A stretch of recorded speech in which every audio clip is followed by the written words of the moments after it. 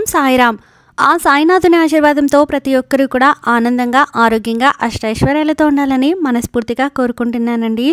అనంతకోటి బ్రహ్మాండ నాయక రాజాదిరాజా యోగిరాజా పరబ్రహ్మ శ్రీ సచ్చిదానంద సద్గురు సాయినాథ్ మహారాజ్కి జై. ఈరోజు బాబాగారు మన కోసం పంపించినటువంటి సందేశం ఏంటి అంటే, తల్లి, ఇది నీకు పరీక్షాకాలం అని చెప్పాలి. ఎందుకంటే నీకు బాగా తెలిసిన స్త్రీ నీ మీద పగబట్టింది. నీ జీవితాన్ని సర్వనాశనం చేయడానికి రెడీగా ఉంది. అదుపు చూసుకొని ఎదురు చూస్తూ ఉంది. ఎందుకంటే అవకాశం కోసం ఎదురు చూస్తూ ఉంది. అసలు ఆమె ఎవరు? ఆమె కుట్రలో ఏం చేయబోతుంది? ఎందుకు ఆమె కుట్రలు ఇలా చేస్తుంది? ఆమె కుట్రలు తెలుసుకుని నువ్వు తిప్పికొట్టాల్సిన సమయం వచ్చేసిందమ్మా. చెప్పాను కదా, ఇది నీకు పరీక్షాకాలం, కొంచెం శోధన కాలం కూడా. ఈ పరీక్షను నువ్వు గుండె నిబ్బరంగా, ధైర్యంతో ఎదుర్కోవాల్సిన పరిస్థితి ఎంతగానో ఉంది. ఎందుకంటే నీ పరిస్థితి ఇప్పుడు అలా ఉంది. కాబట్టి జాగ్రత్తగా ఉండమ్మా అని బాబాగారు హెచ్చరిస్తున్నారు. మరి బాబాగారు మనకి ఎలాంటి హెచ్చరిక చేయబోతున్నారో తెలుసుకోవాలి అంటే వీడియోని చివరి వరకు స్కిప్ చేయకుండా చూడండి. ఎలాంటి ఆందోళన లేకుండా ఇప్పుడు నీ మనసులో ఉన్న ఒక ఆందోళనకి నీ బాబా అందిస్తున్న సందేశం జాగ్రత్తగా విను. నీకోసం మాత్రమే ఈ సందేశం. ఎందుకు బాబాగారు ఇలా అంటున్నారు అని ఒక్కసారి ఆలోచించి తర్వాత నిర్ణయం తీసుకో. ఖచ్చితంగా నీవు ఎక్కడ ఉన్నా కూడా జాగ్రత్తగా ఉండాల్సిన సమయం ఇప్పుడు ఆసన్నమైంది. ఎప్పుడూ కూడా నిర్లక్ష్యం అనే ఒక మాట నీకు కొద్దిగా కూడా ఆస్కారం లేకుండా ఉన్న సమయం అని ఇది చెప్పవచ్చు. కాబట్టి నీ బాబా చెబుతున్నది కొద్దిగా మనసు పెట్టి విను. ఈ 2 రోజుల్లో, రాబోయే 2 రోజుల్లో ఒక స్త్రీ వల్ల నీ జీవితంలో చాలా మార్పులు వస్తాయి. ఈ విధంగా చెప్పాలంటే ఈ స్త్రీ నీపై పగబట్టినట్టు ఆస్కారం ఉంది. మరి ఆ స్త్రీ ఎవరో తెలుసుకోవాలి కదా. ఆమె వల్ల నీకు ఏం జరగబోతుందో నీ సాయిబాబా నీకు వివరంగా వివరించబోతున్నారు.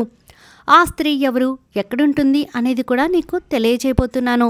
ఎందుకంటే ఆమె ఎవరో కొత్త వ్యక్తి కాదమ్మా, నీకు బాగా తెలిసిన వ్యక్తి, నీతో ఉన్న వ్యక్తి, నీ విషయాలన్నీ తెలిసిన వ్యక్తి. ఆ వ్యక్తి ఇలా చేస్తుంది అంటే నువ్వే ఆశ్చర్యపోతావు, అసలు వాళ్ళేనా అని. ఎందుకంటే ఇంత మంచి ఉన్నతమైన స్త్రీ అలా చేయబోతుందా, ఎందుకు అన్న ఆశ్చర్యం నీలో తప్పక కలుగుతుంది. కానీ దానికి కారణం కూడా ఉంది తల్లి. ఆ కారణం కూడా నువ్వు తెలుసుకొని తీరాల్సిందే.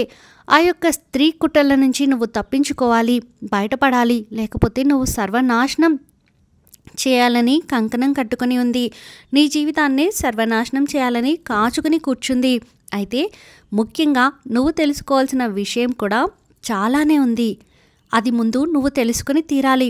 నీ యొక్క సమస్య ఏంటి అనేది తెలిస్తేనే దానికి మూలం అనేది నీకు తెలుస్తుంది తల్లి. కారణం అన్నది నువ్వు తెలుసుకోవాల్సిన అవసరం ఎంతగానో ఉందని చెప్పాను కదా. అయితే నీ విషయానికి వస్తే ఎంతసేపటికి కూడా నీ శ్రమ, నీ కష్టం, నీ తెలివితేటలు అన్నీ ఉన్నాయి నీ దగ్గర. కష్టపడి రేయింబవలు కష్టపడి రోజు అభివృద్ధి చెందాలి అని ఎంతగానో కష్టపడుతున్నావు. జీవితంలో ఎదగాలి, పైకి రావాలి అని చూస్తూ ఉంటావు. అయితే ఈ యొక్క 2 రోజుల్లో నీకు ఏమవుతుంది అంటే కాస్త ఓర్పుతో మరియు సహనంతో గడపాల్సిన సమయం. కాబట్టి కొంచెం నిదానంగా ఉండు తల్లి. ఎందుకో తెలుసా, కొంత నీకు ఇప్పుడు అనుకూలంగా లేదు అని చెప్పాలి. ఇది నిన్ను పరీక్షించే కాలం అని కూడా చెప్పొచ్చు. జీవితంలో అనేక విషయాలలో అనేక సవాళ్లను, అనేక కష్టాలను, ఒడిదుడుకులను నువ్వు ఎదుర్కోవాల్సి రావచ్చు. ఈ యొక్క 2 రోజుల్లో నీపై ప్రతికూల ప్రభావం ఎక్కువగా ఉంది. కాబట్టి నీకు మానసిక ప్రశాంతత అనేది దెబ్బతినే అవకాశం కూడా ఉందమ్మా. కాబట్టి నీ సాయి నీకు చెబుతున్న ఒక ముఖ్యమైన సందేశం, అంతేకాకుండా ఒక హెచ్చరిక అని కూడా చెప్పుకోవచ్చు. అలాగే తీసుకో కూడా. నీ సాయి యొక్క సమయం ఇలా బలహీనంగా ఉంది కాబట్టి ఆ స్త్రీ ఇప్పుడు నీపై విచ్చలవిడిగా రెచ్చిపోవడానికి రెడీ అయిపోయింది. ఇలాంటి దుష్టశక్తులు అంటే చెడు అభిప్రాయం, చెడు బుద్ధి ఉన్నవాళ్ళు ఒక మనిషి మీద పనిచేస్తాయి అంటే వారి సమయం బలహీనంగా ఉన్నప్పుడు, వారి పరిస్థితులు బలహీనంగా ఉన్నప్పుడే. ఇలాంటి దుష్ట శక్తులు, దుష్ట చేతులు వారిపై పైచేయి కొంచెం పైచేయిగా ప్రవర్తిస్తూ ఉంటాయి. ఇలాంటి ఆలోచనలు చేస్తూ ఉంటారు. అందుకే జాగ్రత్తగా ఉండమని నీ బాబా నీకు చెబుతున్నాడు. ఈ యొక్క 2 రోజుల్లో నీకు కష్టాలు ఎక్కువగానే ఉంటాయి. ఆ అవకాశం ఎక్కువగానే ఉంది. చిన్న చిన్న విషయాలకి తీవ్రమైన ఒత్తిడికి గురవుతూ ఉంటావు. అది చిన్న మాట అయినా నీ మనసు ఎంతగానో గాయపడుతుంది. దీనికి ఫలితంగా చీటికి మాటికి కోపానికి గురవుతూ ఉంటావు. నీలో సహనం పూర్తిగా నశించి ఆ కారణంగా ఇతరులపై విరుచుకుపడుతూ ఉంటావు. పూర్తిగా నశించిపోయిన కారణంగా ఇతరుల మీద విరుచుకుపడి గొడవలు తలెత్తుతూ ఉంటాయి. తిట్టేస్తూ ఉంటావు. నీ స్వభావంలో ఒక రకమైన చిరాకు అనేది వచ్చేస్తుంది. ఎందువల్ల అంటే ఆ చిరాకు ఒక అసహనంతో కూడుకున్నది. అసహనం అన్నీ కూడా ఎక్కువ అవుతాయి కాబట్టి ఆ చిరాకు అనేది వస్తుంది తల్లి. ఇప్పటికీ కూడా నీ జీవితంలో ఇవన్నీ జరుగుతూ ఉన్నాయి. నీ విషయంలో ఇవన్నీ కూడా మొదలయ్యే ఉండాలి కదా. ఒక్కసారి ఆలోచించు. నీకు ఈ యొక్క పరిస్థితులు తలెత్తాయా లేదా నీకే అర్థమవుతుంది. కాబట్టి ఆ పరిస్థితులకి కారణం ఏంటో తెలుసుకో.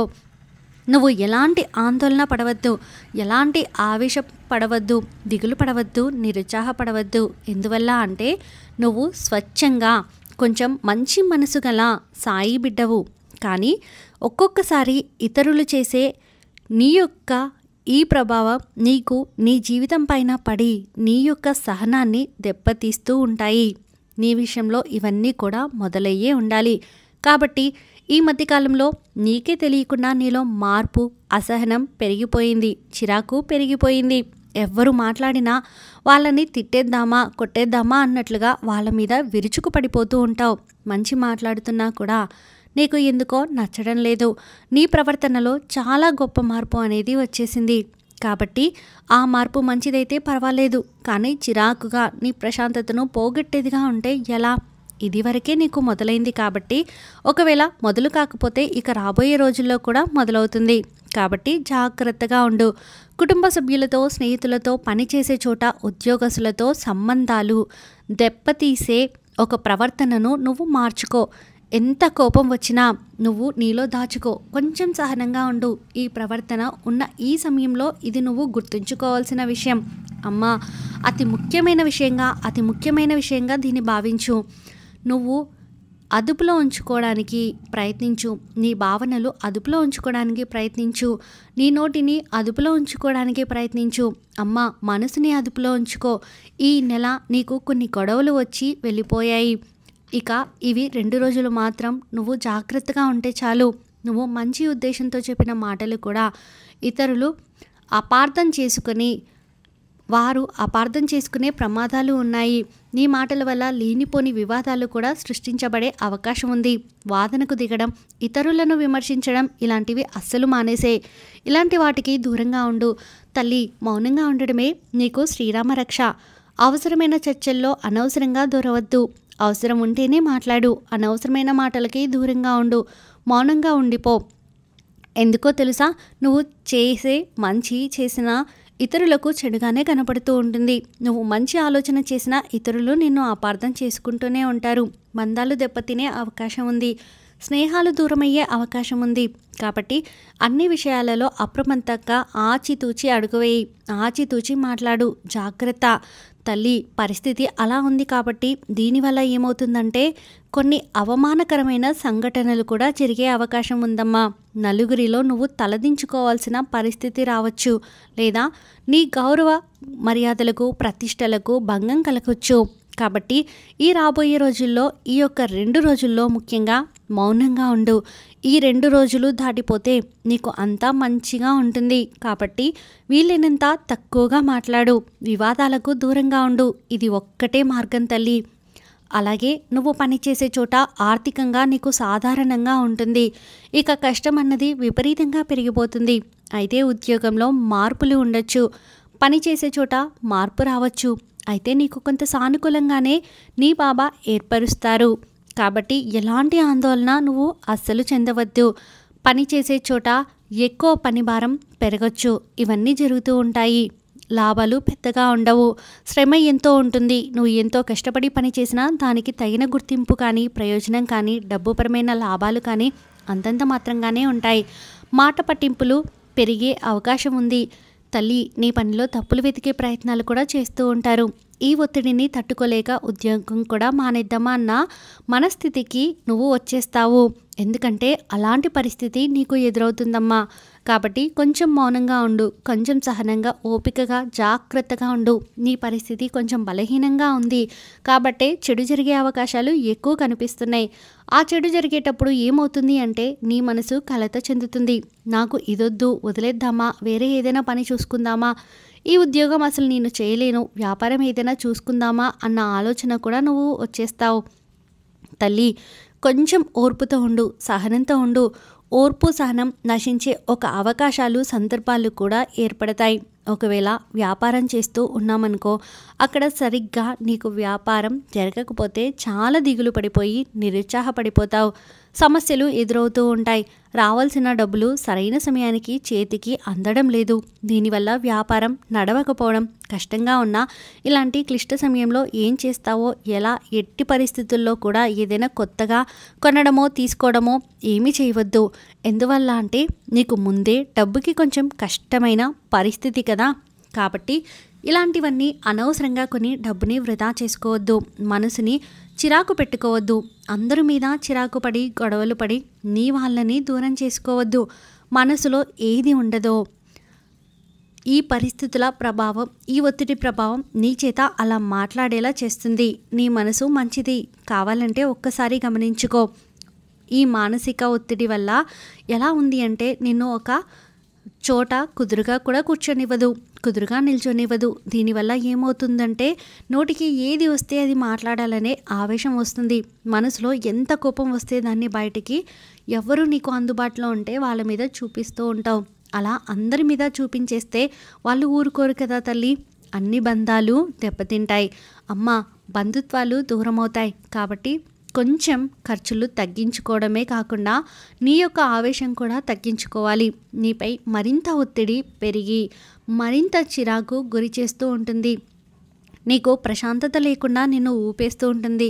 అల్లాడిపోతూ ఉంటావు తల్లి. దానివల్ల ఎవరి మీద ఒకరి మీద నీ కోపాన్ని, అసహనాన్ని చూపించాలి.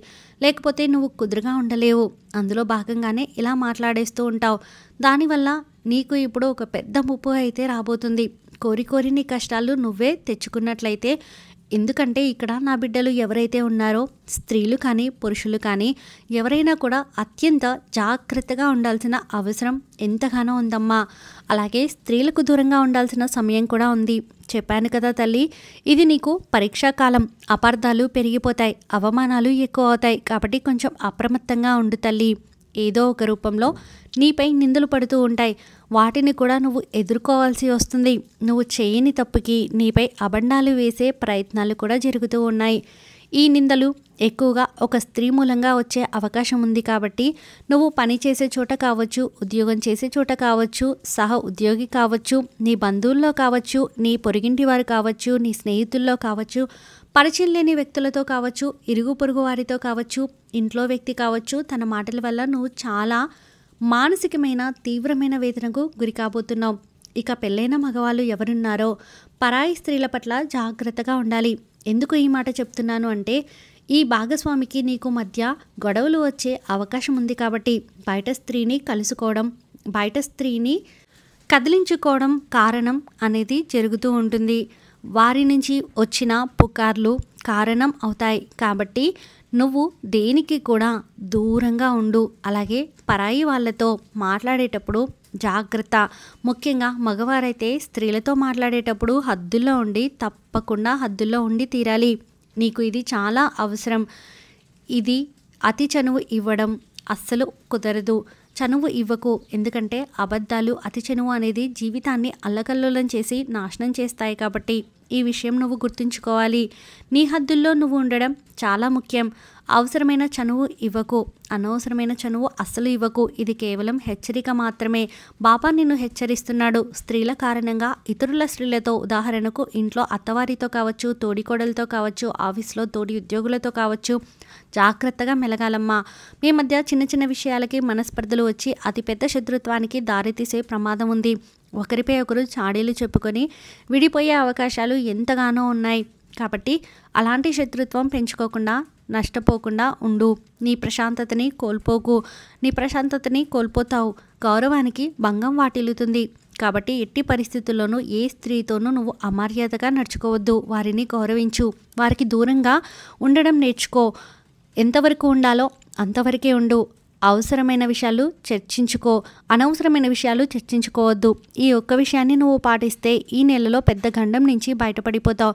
ఎందుకు ఇలా చెబుతున్నాడు బాబా? గతంలో నువ్వు ఎప్పుడో సరదాగా అన్న మాటో లేకపోతే కోపంలో అన్న మాటో మనసులో ఎలా కక్ష లేదు, కార్పణ్యం లేదు, నీకు ఏదో కోపంలో చిరాకులో అనేసిన మాట లేదు, సరదాగా అన్న మాట, ఒక్క విషయాన్ని పట్టుకొని ఒక్క మాటనే పట్టుకొని వాళ్ళు అంటుంటే నీ మీద కక్ష కట్టారు, పగపట్టారు. నన్ను నలుగురిలో ఇలా మాట్లాడి నవ్వుల పాలు చేశారు. నేను ఒక్కదాన్నే ఉన్నప్పుడు ఇలా మాట్లాడితే పర్వాలేదు, నలుగురిలో నన్ను ఇంత అవమానించారు అని కృంగిపోవాల్సి వస్తుంది. కాబట్టి జాగ్రత్తగా ఉండు. నేను ఎలాగైనా వారి పతనం చూడాలి. అవకాశం చూసి అదును చూసి వారిని నాశనం చేయాలి. ఏదో ఒక విధంగా అది డబ్బు కావచ్చు, పేరు కావచ్చు, ప్రతిష్ట కావచ్చు, సమాజంలో వారి పేరు చెడగొట్టడం కావచ్చు, వారి గౌరవాన్ని పోగొట్టడం కావచ్చు. వాళ్ళకైతే చెడ్డ పేరు తీసుకురావాలి. వాళ్ళని ఎలాగైనా నాశనం చేయాలి. వాళ్ళ జీవితంలో వాళ్లకు మంచి అన్నది లేకుండా చేయాలని పగపట్టి కక్ష పెంచుకొని నీ పతనానికి వాళ్ళు కాచుకొని కూర్చున్నారు. ఎప్పుడు నీ దగ్గర ఏదైనా సరే ఒక మైనస్ దొరుకుతుందా? అందులో నిన్ను నువ్వు నష్టపోతే సంతోషపడాలని ఎదురు చూస్తూ ఉంటారు. నిన్ను సర్వనాశనం చేయడానికి రెడీగా కూర్చున్నారు. కాబట్టి ఆ విషయంలో జాగ్రత్తగా ఉండు తల్లి. ఇప్పటికైనా మించిపోయింది ఏమీ లేదు. అలాంటి స్త్రీ ఎవరో నీ జీవితంలో నువ్వు సరదాగానో పొరపాటుగానో ఏదో ఒక మాట అన్నప్పుడు ఆ క్షణానికి అనేసిన ఆ తర్వాత నీ మనసు నిన్ను హెచ్చరిస్తూ ఉంటుంది కదా, నీ మనసు నీకు బుద్ధి చెప్పి ఉంటుంది కదా, నువ్వు ఆ మాట అనకుండా ఉండాల్సింది. అనకూడదు కదా, అక్కడ నలుగురు ఉన్నారు కదా, తన మనసు నొచ్చుకొని ఉంటుంది కదా, నొప్పి కలిగి ఉంటుంది కదా, తను కూడా బాధపడి ఉంటుంది కదా అని నీ మనసు నిన్ను హెచ్చరిస్తూ ఉంటుంది. అలాంటి స్త్రీ ఎవరో తెలుసుకొని వెంటనే వెళ్ళి క్షమాపణ అడుగు. ఒక్కసారి క్షమాపణలు కోరేసాయి, అంతా మన్నించేస్తే పొరపాటు చేశాను అని చెప్పు. తప్పుని ఒప్పుకోవటం ఎలాంటి అవమానం కాదమ్మా. కాబట్టి నీ మంచి కోసమే నేను చెబుతున్నాను. ఎవరిని నొప్పించడం లేదా వారిని బాధ పెట్టడం అసలు చేయవద్దు. ఒక మంచి విషయం కాదు. కాబట్టి కోపాలు తాపాలు అన్నీ తుడిచిపెట్టుకుంటూ పోతాయి. ఒక్కసారి నీ తప్పు నువ్వు తెలుసుకుని తగ్గు. నీ తప్పు లేకుంటే తగ్గవద్దు తల్లి. కొంచెం నువ్వు ఈ దైవనామస్మరణ చేస్తూ ఉండు. ఈ సాయి నామస్మరణలో ఉండు. ఇంట్లో ప్రతిరోజు కూడా ధూపం నైవేద్యం పెడుతూ ఉండు. నువ్వు చక్కగా దైవారాధన చేసుకో. నీ సాయి ఆశీస్సులు ఎప్పుడూ నీ మీద ఉంటాయి అని బాబాగారు అయితే అంటున్నారండి. ఈ వీడియో మీకు నచ్చితే ప్లీజ్ లైక్ చేయండి. మరికొంతమంది సాయి భక్తులకు వీడియోని షేర్ చేయండి. ఫస్ట్ టైం ఛానల్ని చూస్తున్న వారు సబ్స్క్రైబ్ చేసుకుని పక్కనే ఉన్నటువంటి బెల్ ఐకాన్ని క్లిక్ చేయండి. ఆ సాయినాథుని ఆశీర్వాదంతో మీ జీవితంలో జరిగినటువంటి అద్భుతాలను, మీ అనుభవాలను మాతో పంచుకోవడం కోసం కామెంట్ సెక్షన్లో కామెంట్ చేయండి. వాటిని మేము మరికొంతమంది సాయి భక్తులకు చేరవేయడానికి ప్రయత్నిస్తాము. అలాగే ఆ సాయినాథుని ఆశీర్వాదంతో ప్రతి ఒక్కరూ కూడా ఆనందంగా, ఆరోగ్యంగా, అష్టైశ్వర్యాలతో ఉండాలని మరొక్కసారి మనస్ఫూర్తిగా కోరుకుంటున్నానండి. ఓం సాయిరామ్ అని కామెంట్ చేయడం అస్సలు మర్చిపోవద్దు. సర్వేజన సుఖినో భవంతు. ఓం సాయిరామ్.